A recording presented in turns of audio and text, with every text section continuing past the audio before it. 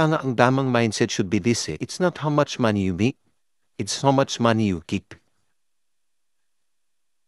Kahit kumita ka ng 100,000 a month, kung ang lifestyle mo 120, ubos pa rin. Kahit ang sweldo mo, minimum 15,000 a month, pero kung nabuhay ka below 15, may sobra pa. Tama mali. Gusto niyo talaga malaman kung ano talagang problema natin? Yes or no? Ang hilig natin kasi mag-compare with others. Minsan nag-iimo-imo ka ba? Buti pa sila. May motor. May sariling sasakyan. Di katulad ko. Isang slap soil na commuter lang ako.